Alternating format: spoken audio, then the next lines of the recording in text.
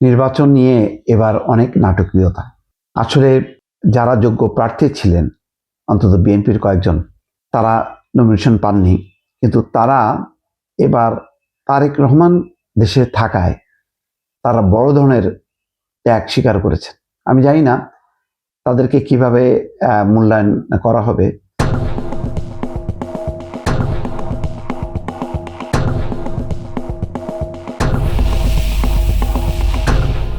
যেমন একটা ছবি দেখলাম এবং ঘোষণাও দেখলাম, হাজী ইয়াসিন কুমিল্লা সদরের অত্যন্ত সম্ভাবনাময় ছিল।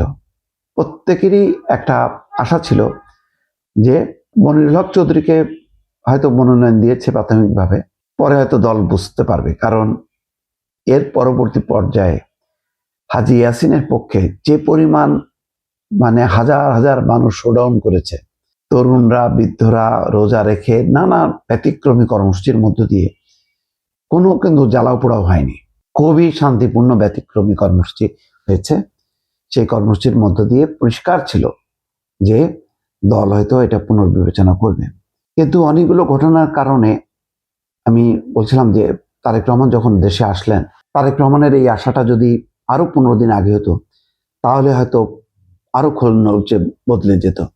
প্রতিটা আসন ধরে ধরে তিনি মূল্যায়ন করতে পারতেন, দেখতে পারতেন, বুঝতে পারতেন যে আসলে কারা পাওয়ার উপযুক্ত, উপযুক্ত না। একটা সংকট হয়েছে, প্রার্থী জট তৈরি হয়েছে। গত 3টা নির্বাচন ঠিক মতন বিএনপি করতে পারেনি, একটা কোনো রকমে করেছে 18তে। এটা একটা ওই যে দিনের ভোট রাতে এলোমেলো অবস্থার মধ্যে দিয়ে করেছে, এটা না করলেই ভালো হতো। যাই হোক, তো মোট কথা 3টা নির্বাচন 14, 18, 24 না করতে পারায় প্রতিটা আসনে 3জন, 4জন, 5জন করে প্রার্থী। এত প্রার্থীর মধ্যে যোগ্য প্রার্থীকে এটা বাছাই করাটা কঠিন ছিল। কিন্তু কয়েকজনের ব্যাপারে কিন্তু খুব পরিষ্কার ছিল। তার মধ্যে যেমন হাজী ইয়াসিন, এই লোকটা এত পরিমাণ নিবেদিত। আমি কেন বলছি, আমি ব্যক্তিগতভাবে চিনি।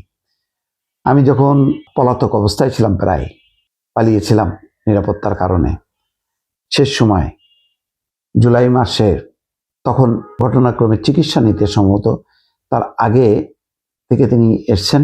হাজী ইয়াসিন, তার সাথে দেখা হয়েছে, কথা হয়েছে। এত অমায়িক, এত ভালো মানুষ। তারপর আমি ওনার সম্পর্কে জেনেছি, চিনেছি সত্যি। এবং আমি সেখানকার গণমাধ্যম কর্মীদের কাছ থেকেও খোঁজ নিয়েছি, প্রত্যেকেই বলেছেন, একজনের মুখেও শুনি নাই যে হাজী ইয়াসিনের যোগ্যতা, দক্ষতা, সক্ষমতা সব মিলায় এবং তার নিবেদিত বড় একজন ব্যবসায়ী, কিন্তু তিনি মাথা নোয়াননি। তিনি অনেক মামলার ফেস করেছেন, যারা ভিকটিম হয়েছে তাদের মামলার খরচ চালিয়েছেন, যারা আহত হয়েছেন তাদের চিকিৎসা খরচ দিয়েছেন।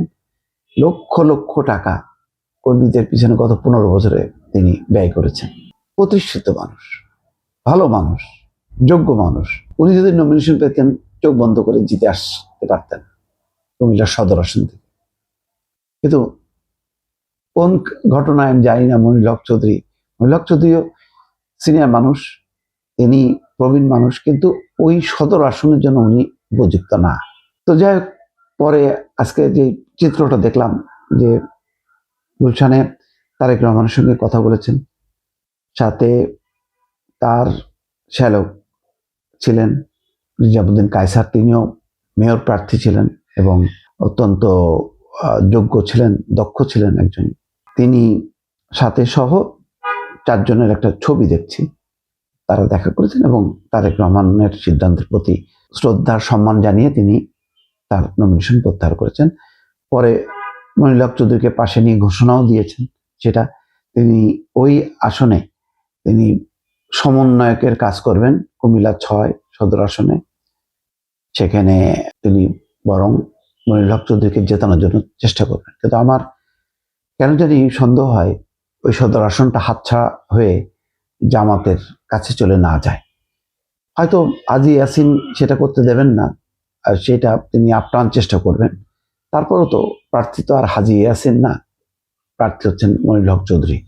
সেটা কতখানি অ্যাকসেপ্ট করবেন আমার সন্দেহ আছে, কিন্তু সেটা ভোটারদের ব্যাপার, সেটা ব্যাপারে কিছু বলতে চাই না। কিন্তু হাজী ইয়াসিন স্বতন্ত্র যদি দাঁড়াতেন, জিতে আসতে পারতেন, এই সক্ষমতা ছিল। কিন্তু তিনি বড় ধরনের একটা ত্যাগ স্বীকার করলেন। পার্টি কিভাবে মূল্যায়ন করবে, এবং যেটা দেখা যায় সাধারণত দল ক্ষমতায় আসলে আর এই ত্যাগী নেতাদের কথা আর মনে থাকে না, তখন ওই চারপাশে যারা থাকে তাদেরকে নিয়েই চলতে চান, এবং আরো নতুন নতুন বসন্তের কোকিলরা এসে জোটেন আর কি। যাক, আশা করা যায় যে এবার তেমনটা হবে না। দর্শক।